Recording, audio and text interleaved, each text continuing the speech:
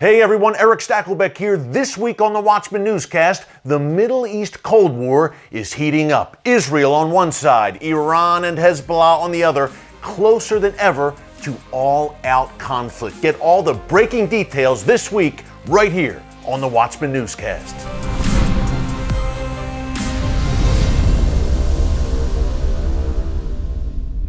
The weekend of August 24th and August 25th, 2019 may just go down as a major turning point in the history of the modern Middle East. I'm going to share today why, but before I do, be sure to click and subscribe to the Watchman News channel. We're bringing you the kind of cutting-edge news every week that you just won't hear anywhere else. So click subscribe and like what we are doing. Okay, let's start with Saturday, August 24th. On that day, a team of Iranian Revolutionary Guards Quds Force operatives, this is the elite crack squad of commandos of the Iranian regime, they were in Syria. They were joined by some Hezbollah operatives. And what this combined Iranian Hezbollah force planned to do was to send explosive-laden drones into Israel, into northern Israel from Syria, and cause some major damage. Now, they were sent to Syria to carry out this attack by Qasem Soleimani. He may just be the most dangerous man in the Middle East. He's an Iranian general. A little bit more on him coming up. But first, they're in Syria. They're ready to launch these drones into Israeli territory, equipped with explosives aimed at civilians, no doubt. Thankfully, Israeli intelligence had been following this terrorist squad of Iranian and Hezbollah operatives.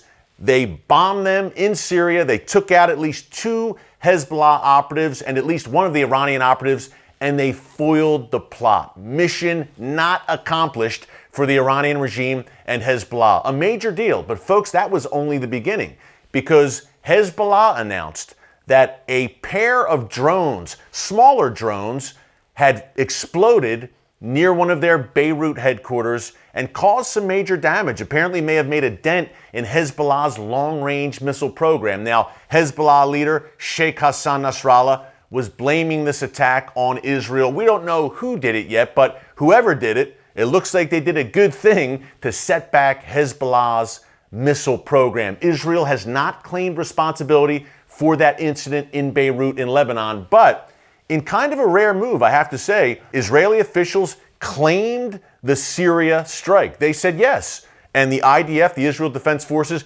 released the footage. You can go to their Twitter feed, their Facebook account. They've actually released footage of the Israeli Air Force bombing this commando team of Hezbollah and Iranian Quds Force operatives who had deadly intent and planned to send this drone into Israeli territory. They were snuffed out before they could carry out this attack. But, folks, between that and between what happened in Beirut and increasing reports of Israel striking beyond Lebanon and beyond Syria, striking Iranian-sponsored Iraqi Shia militias inside Iraq, big deal there, things are heating up. And the man at the center of all of this is a guy by the name of Qasem Soleimani. Now, I have called him the most dangerous man in the Middle East.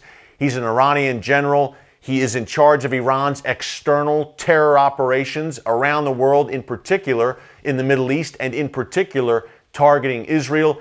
He answers directly to Iran's supreme leader, Ayatollah Khamenei. Now, on a recent episode of our Watchman TV show, yes, if you like the Watchman Newscast, be sure to tune in to our weekly television show on TBN, 30 minutes long, every Friday night, 10:30 p.m. Eastern, 9:30 p.m. Central, 7:30 p.m. Pacific. Check it out. We sat down with our good friend, Middle East and strategic expert, Avi Melamed, to find out more about Qasem Soleimani, who he is, and why he is so dangerous. Take a look. He is the commander of the Al-Quds Force. Al-Quds is the Arab name for Jerusalem. He's the commander of Al-Quds Force. This is actually, if you would think about the Revolutionary Guard as the spearhead of the whole Mullah regime, the Al-Quds Force is the pinpoint of that spearhead. And Al-Quds Force, which is under the leadership of Soleimani, has one major mission, and that is to export or to spread the Islamic revolution in different parts of the region, particularly through the either establishing or and nurturing of chains of proxies. And the person that holds this whole network of relationship is Major General Qasem Soleimani. What does this all mean? This turning point weekend we're talking about, August 24th and 25th, 2019, it means that great Northern War that we've been talking about here on the Watchman, folks, it's coming, and it's coming quickly. Israel and Iran and Iran's various terror proxies are on a collision course. Thankfully, Israel is not alone. This Cold War that we're talking about, which is heating up, Israel has allies in the Sunni Arab nations, maybe unlikely allies. Saudi Arabia, of all places. Egypt and Jordan, of course, Israel has peace treaties with them. The Gulf states, the UAE, Bahrain, all of these nations are nervous, to put it lightly, to put it mildly, about the growing Iranian Shia superpower, that Iranian axis with the Iranian regime, Hezbollah, Hamas, Islamic Jihad, the Assad regime, together. And the Sunni Arab nations are on one side of this divide, and Iran and its terror axis are on the other side. But guess what? The Sunni Arab nations are lining up behind and shoulder to shoulder with Israel. You won't see it in public, but behind the scenes, these Sunni Arab leaders realize that the great threat is not the Jewish state, which has no intention to destroy any nation.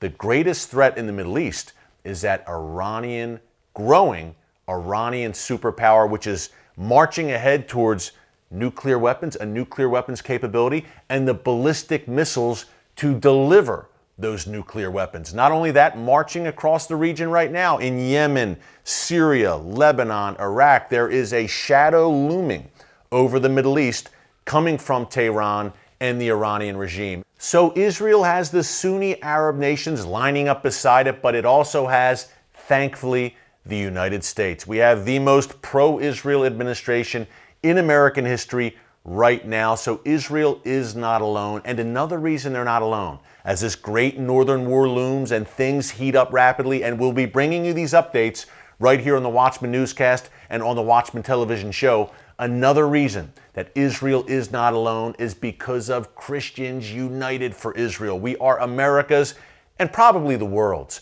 largest pro-Israel organization. Folks, wrap your heads around this.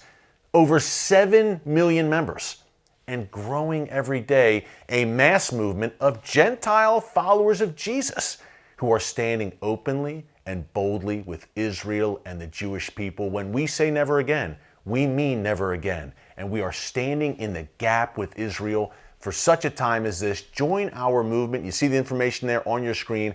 Call or click and join our team at CUFI today. Folks, this is such important information. I know it's not always the most pleasant information, but we think you would rather know than not know. The Bible says that my people perish for lack of knowledge, which means you need to know, you need to be informed. So join our team at CUFI, number one. Number two, watch the Watchman Show on TBN every Friday night. You see the details there on your screen. And also subscribe right here on YouTube to our Watchman Newscast, to our Watchman YouTube channel. We are bringing you these breaking Middle East updates every Thursday with much more to come. Until next time, God bless you. And remember, never hold your peace.